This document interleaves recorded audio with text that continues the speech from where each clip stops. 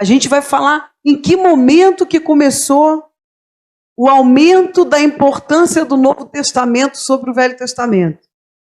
A gente já sabe que logo no início do primeiro século a gente tinha uma igreja que seguia Yeshua, pessoas misturadas, judeus, pessoas que tinham recebido Yeshua, pagãos que estavam chegando, mas haviam ainda pessoas que seguiam com uma sinceridade muito grande. E houve uma grande mistura, e houve também homens, que a gente vai dizer, homens até poderosos, que eram os bispos, os homens que começaram a ser mais importantes, a se destacar nas cidades que eram mais importantes na época politicamente, né? Em Éfeso, em Laodiceia, a própria Roma, Antioquia, e esses grandes líderes, porque estavam nessas grandes cidades, foram se destacando. Como foi difícil para esses homens ter a humildade de voltar ao judeu para entender aquilo que não era a cultura deles, aquilo que foi explicado pelos judeus, aquilo que foi primeiro para os judeus. Eles tiveram arrogância, não tiveram humildade de voltar, de corrigir, de querer entender, e começaram a desviar e inventar um evangelho para si. E hoje a gente tem que ter esse cuidado de não fazer a mesma coisa. Por isso a gente está numa sala como essa estudando. Então, o aumento da importância, a gente está usando aqui o termo do Novo Testamento sobre o Antigo, mas já temos falado que a gente está tratando de uma aliança que havia primeiro, e uma aliança que foi plena em Yeshua, o Messias, né? Então, por isso eu coloquei aqui dessa maneira. Nós falamos de vários líderes da igreja, mas eu separei 2. Não dá para falar de todos, não tem como esgotar o tema, não tem como aprofundar em tudo. Esse módulo, essa disciplina é básica de introdução à restauração. E eu quero chamar a atenção para 2 líderes da época, que a gente vai ver nas falas, perceber nas falas, porque foi abolido e começou-se então a somente enfatizar e focar o Novo Testamento. A primeira percepção que a gente tem estudando a igreja do primeiro século, os primeiros séculos, é um discurso como esse, que eu coloquei aqui, né, de Papias de Herápolis, no ano 60, 130, a gente está falando ainda do primeiro século, olha, foi ali juntinho de Yeshua, né? E ele dizia o seguinte: nos seus escritos ele aponta a importância de uma tradição oral, botei até entre aspas, porque quando fala em tradição oral, a gente lembra lá atrás dos judeus, né?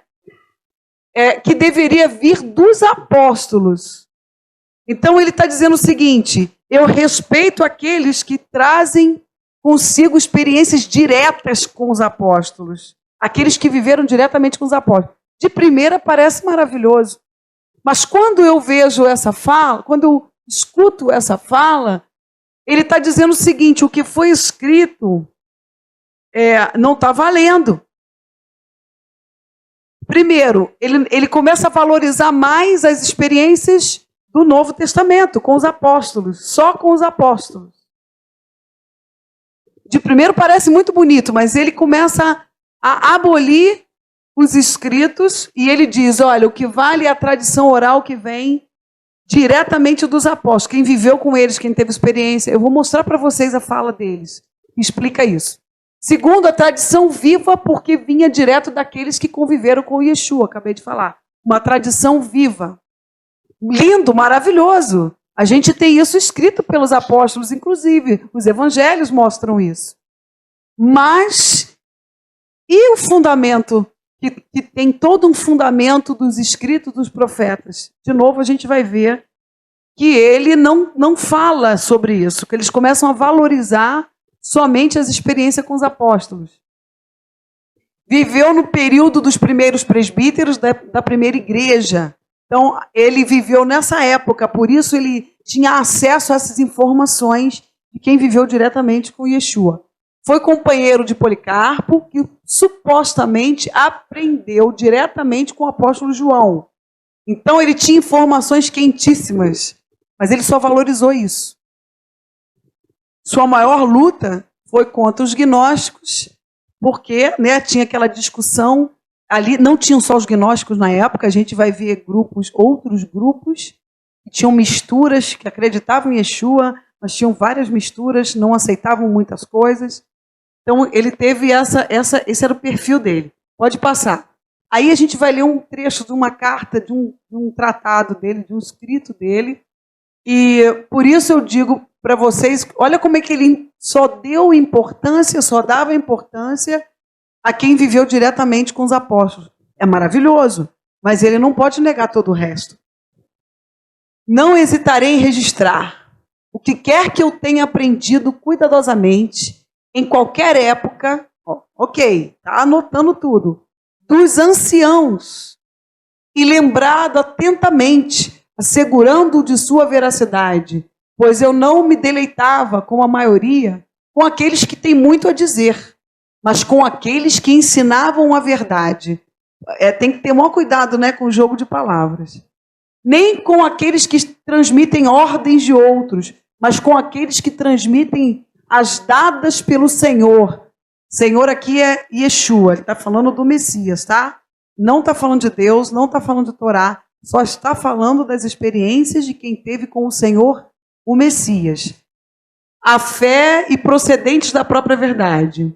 E encontrando alguém que fora seguidor dos anciãos, ele está falando dos discípulos, dos apóstolos, só deles. Eu lhe perguntava dos relatos feitos pelos anciãos, o que disse André ou Pedro, ou o que disseram Filipe, ou Tomé, ou Tiago, ou João, ou Mateus, ou qualquer outro dos discípulos do Senhor.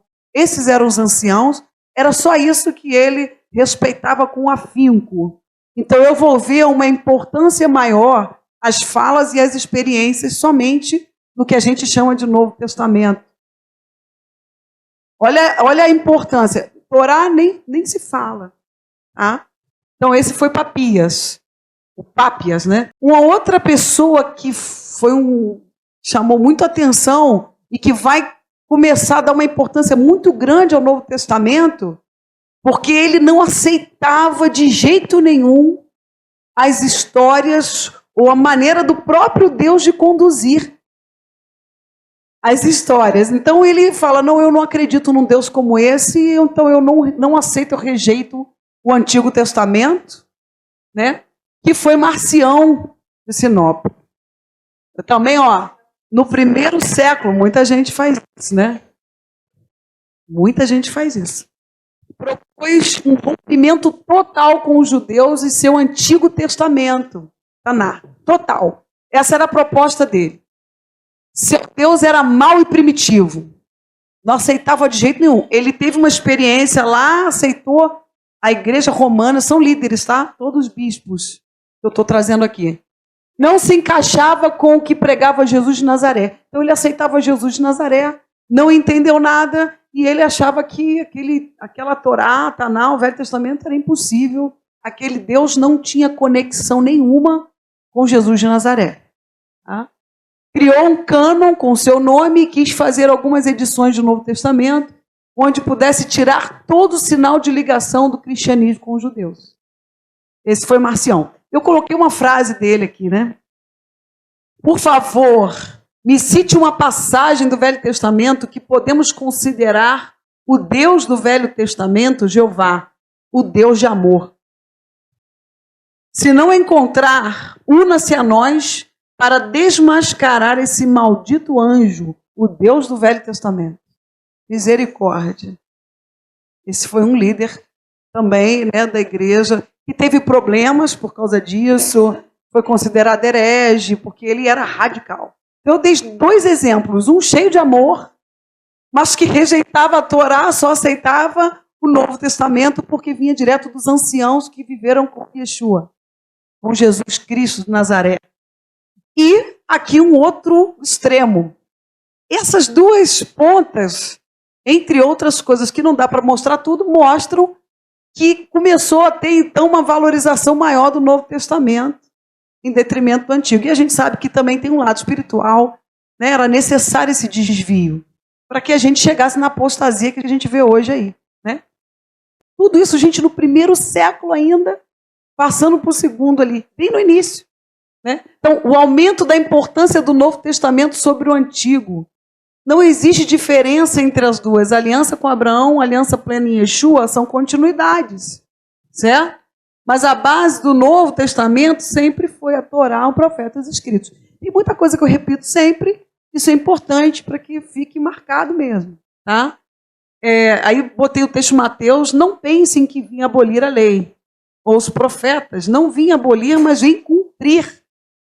Cumprir, completar e cumprir. Porque, em verdade, vos digo que até que o céu e a terra passem, nem o Iude, nem o Jota, eu botei na tradução que está na Ferreira de Almeida, nem um tio, nem um ponto, nenhum necudote, nenhum traço, nada, nada, né? Jamais passará da lei, sem que tudo seja cumprido. Então, irmãos, impossível separar isso, né?